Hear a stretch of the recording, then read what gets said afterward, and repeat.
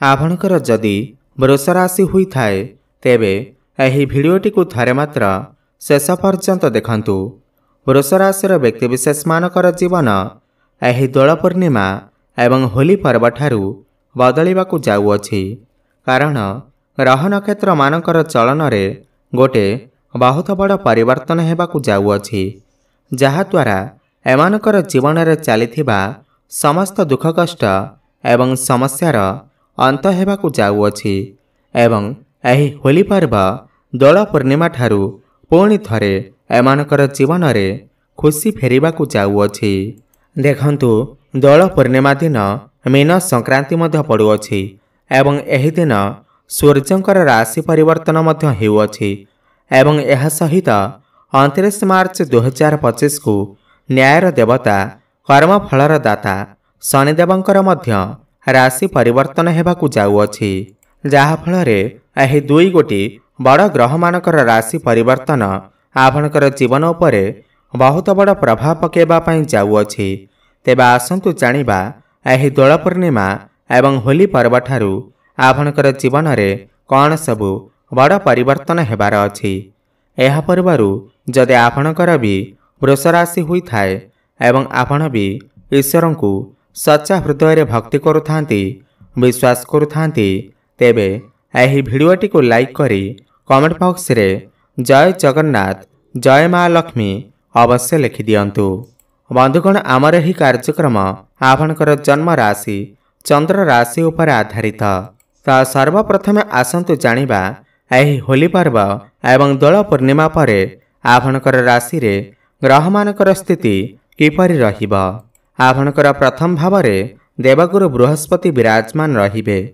आपणकर द्वितीय भाव रे मंगल, पंचम भाव रे केतु, आपणकर दशम भाव रे सूर्य एवं शनि विराजमान रहिबे एवं आपणकर एकादश भाव रे राहु, बुध एवं शुक्र विराजमान रहिबे। देखंतु पूर्वरु आपणकर स्वास्थ्य बहुत खराब रहुथिला। आपण बहुत अधिक आर्थिक समस्या देई गति करुथिले। विशेष भाव रे आपण ऋण तो आनिथिले किंतु ऋण को आपण सुझी पारु नथिले एवं ऋणर भारटी आपणकर उपरे बढ़ी बढ़ी चलीथिला, जहा फलरे एही ऋण को केंद्र करी अथवा अर्थ को केंद्र करी आपणकर परिवार रे हसखुशीर वातावरण नथिला। आपण सर्वदा मानसिक चिंतार रहुथिले। शिक्षा क्षेत्र रे समस्या देखा देउथिला। आपणकर अजथा खर्च हेउथिला। समाज रे आपणकर मान सम्मान नथिला। आपणकु चाकरी प्राप्ति होई पारु नथिला।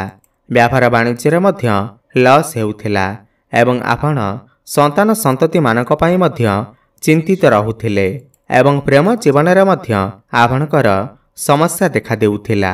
दाम्पत्य जीवन रे मध्य छोट छोट कथा को नहीं कलह लगी रहुथिला। आपण बहुत अधिक मानसिक दुश्चिंतार रहुथिले एवं आपण शरीर रे पीड़ा जंत्रणा मध्य अनुभव करुथिले। तेबे एही भली जहा भी समस्या आपणकर जीवन रे घटुथिला ताहा एबे दूर हेबाकु जाउअछि। आपणकर जीवन रे एही होली पर्व एवं दोल पूर्णिमा ठारू पुणी थरे खुशी फेरिबाकु जाउअछि। आपणकर जीवन रे नूतन सूर्य उदय हेबाकु जाउअछि। देखंतु आपणकर दशम गृह रे सूर्य एवं शनि विराजमान अछंती। आपणकर दशम गृहटी बहुत अधिक प्रभावित हेउथिबा, काहेकि ना शनि एवं सूर्य उभय पिता पुत्र हेले मध्य उभयक मध्य रे शत्रुतार आचरण रही थाए। तेणु करी आपणकर दशम भाव रे सूर्य एवं शनि आपणकु बहुत अधिक समस्या रे पकेइथिबे। खास करी आपणकर कर्म क्षेत्र रे देखंतु दशम गृह हेउछि आपणकर क्यारियर र भाव, आपणकर कर्म क्षेत्र र भाव। आपण देखुथिबे आपणकु बहुत अधिक परिश्रम करिबाकु पड़िथिबा किंतु आपणकु मन चाहुथिबा रिजल्ट आपणकु मिलु नथिबा। परिश्रम अनुसार आपणकु फल प्राप्ति होई पारु नथिबा।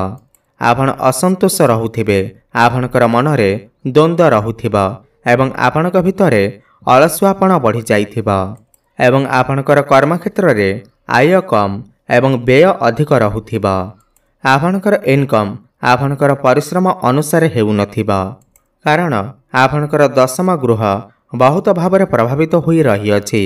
तेबे जदि आमे प्रथमे आपणकर स्वास्थ्य को देखिबा तेबे देखंतु प्रथम गृहरु आपणकर स्वास्थ्य कथा विचार करा जाए तेबे प्रथम गृहरे देवगुरु बृहस्पति विराजमान अछंती। तेणु करी आपणकर स्वास्थ्य रे विशेष भाव में आपण कोनोसी बड़ समस्या देखा पाइबे नाही।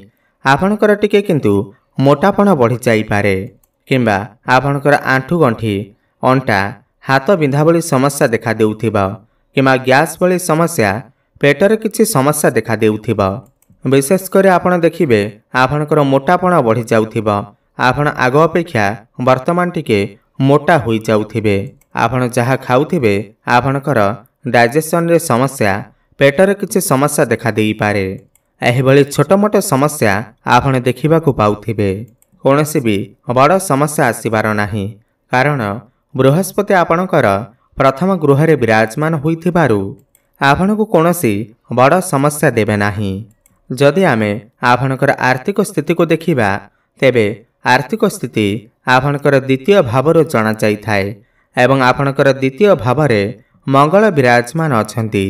तेणु करी पूर्वर आपणकर जो धन खर्च होई जाउथिला व्यय अधिक होई जाउथिला तेबे वर्तमान आपणकर संचय हेबा आरंभ होई जिवो। व्यय रे किछि मात्रा रे कमी आसी जिवो।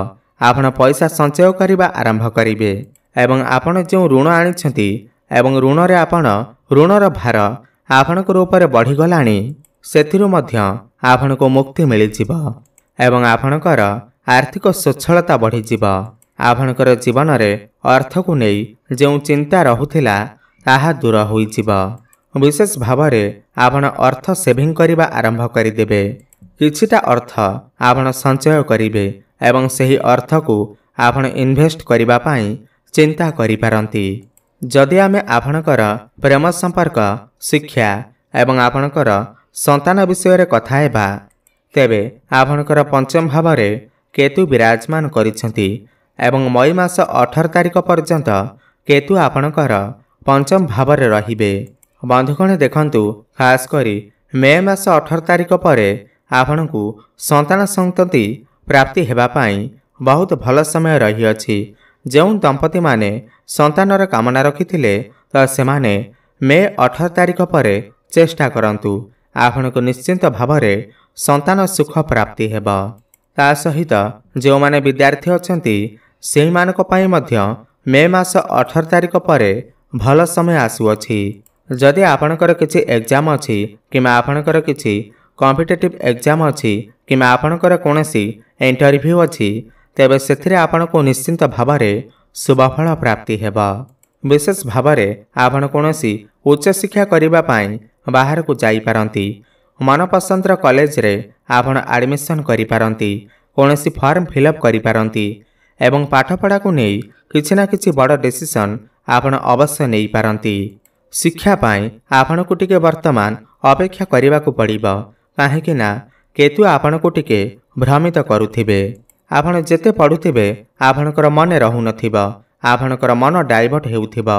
पाठपढ़ा रे मन लागु नथिबो। आपण पाठ को छाड़ी अलग दिग प्रति अधिक आकर्षित हेउथिबे। तेणु करी मे मास 18 तारिख पर्यंत शिक्षा क्षेत्र को नहीं आपण टिके समस्या रे रही पारंती। जदि आमे आपणकर प्रेम संपर्क विषय कथा हेबा वर्तमान आपण दुई जनक मध्यरे छोट छोट कथा को नहीं संदेह करिबा डाउट करिबा कली झगड़ा करिबा एवं परस्पर मध्यरे तालमेल ठीक न रहिबा एही भली परिस्थिति देखा देउथिबा। देखंतु मे मास 18 तारिख परे आपणकर प्रेम जीवन रे जहाँ भी किसी समस्या रहुअछि जदि भी आपण दुई जनक मध्यरे दूरता बढ़ी जाइछि कथबार्ता बंद हो जाइछि ब्रेकअप आदि हो जाइछि तो आसंता मे मास 18 तारिख परे प्रेम जीवन रे जहाँ भी किसी समस्या रहुअछि ताहा सब दूर हो जिवो। आपणकर भल पाइबा विवाहर रूप मध्य नहीं पारे। जदि आमे आपणकर वैवाहिक संपर्क को देखिबा दाम्पत्य जीवन को देखिबा एवं आपणकर व्यापार वाणिज्य को देखिबा आपणकर वैवाहिक जीवन बहुत भल रही अछि। आपणकर वैवाहिक जीवन रे पूर्वर जदि किछि मन मनांतर मतांतर लागि रहिथिला छोट छोट कथा को नहीं कली झगड़ा लागि रहुथिला तेबे सेथिरे सुधार आसीबो। आपण दुई जनक मध्यरे मधुर संपर्क स्थापन हेब। आपण दुई जन मिसी किछि बड़ प्लानिंग करि पारंती, फैमिली प्लानिंग करि पारंती। भ्रमण सुख आपण को प्राप्ति होई पारे। आपण जदि किछि व्यापार वाणिज्य करुछंती तेबे सेथिरे आपणकु निश्चिंत भावरे लाभ ही लाभ प्राप्ति हेब। आपण कोनोसी नूतन व्यापार आरंभ करि पारंती। आपणकर डेली इनकम रे वृद्धि आसीब, फाइनेंशियल ग्रोथ हेब।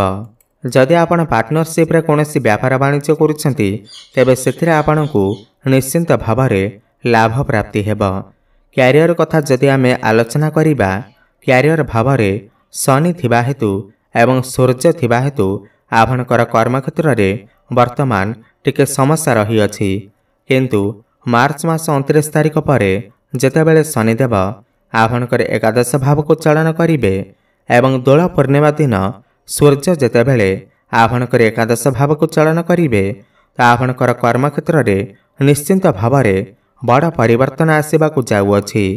जो व्यक्ति विशेष माने बेरोजगार अछंती, जो मानक पाखरे कोनोसी चाकरी बाकरी नाही, तो सेमानको निश्चिंत भावरे नूतन चाकरी प्राप्ति होई पारे। ऊपर ऑफिसरंकर सपोर्ट आपनको प्राप्ति होई पारे। समस्त कर्म को आपण बहुत भल भावरे करि पारिबे, सुरखुरी रे करि पारिबे। कोनोसी एमएनसी कंपनी रु जॉब ऑफर मते आसी पारे। कर्मक्षेत्र रे आपनको सम्मानित करा जाई पारे। आपण आपणकर कर्म को नै विदेश यात्रा मध्य करि पारंती। एही दोल पूर्णिमा एवं होली पर्व परे भाग्य आपणकर पूर्ण मात्रा रे साथ देब। भाग्य बल रे आपण कम परिश्रम रे बहुत अधिक सफलता प्राप्ति करिवे। आपण कोनोसी बड़ कार्यर आरंभ करि पारंती, बड़ इन्वेस्टमेंट करि पारंती। शेयर मार्केट, स्टॉक मार्केट एवं ट्रेडिंग रे काम करथिबा लोकमानंकु आकस्मिक धन प्राप्ति हेबार मध्य जोग बनुअछि। आपण कोनोसी छोट मोट जगह को यात्रा करि पारंती। ऑनलाइन काम, डिजिटल काम, मार्केटिंग रो काम, beauty parlour, stationery shop, teachership रे जदि आपण अछंती तेबे सेथिरे आपणकु शुभफल प्राप्ति हेब। पितांकर सहायता सहयोग आपणको प्राप्ति हेब। आपण कोनोसी जानवाहन, भूमि किबा नूतन गृह इत्यादि निर्माण करिबा पई मन बळेई पारंती। तेबे मोटामोटी देखिबाकू गले एही दोल पूर्णिमा एवं होली पर्व ठारू आपण समस्त क्षेत्र रे उन्नति करिबाकू जाउछंती। ताहा शिक्षा क्षेत्र रे हेउ, स्वास्थ्य रे हेउ, आपणकर कर्म क्षेत्र रे हेउ, वैवाहिक जीवन रे हेउ, समस्त क्षेत्र रे आपण उन्नति करिबाकू जाउछंती। अधिक शुभफल प्राप्ति करिबा पई आपण प्रत्येक दिन मां लक्ष्मीकर आराधना करंतु एवं शुक्रंकर बीज मंत्र जप अवश्य करंतु। ओम द्रांग द्रिंग द्रोंग सह शुक्राय नमः 108 थर प्रत्येक दिन जप करंतु। शुभफल प्राप्ति हेब। एवं कुकुर एवं पारांकु किछि खाइबाकू दियंतु। शुभफल प्राप्ति हेबा सहित आपणकर भाग्य रे उन्नति आसीबा। धन्यवाद।